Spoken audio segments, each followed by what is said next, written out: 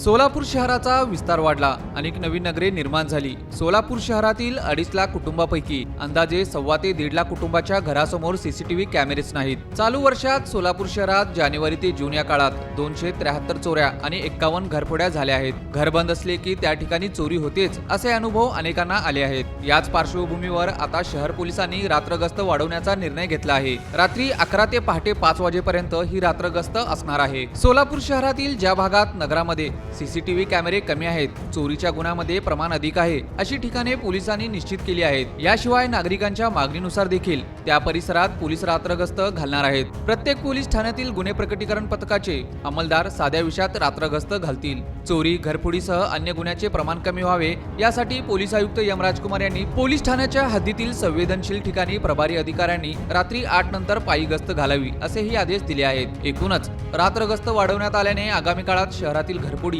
चोरीचे प्रमाण कमी होईल अशी आशा आहे। नागरिकांनीही स्वतःच्या सुरक्षतेसाठी सीसीटीव्ही कॅमेरे घरासमोर लावावेत, अशी पोलिसांची अपेक्षा आहे।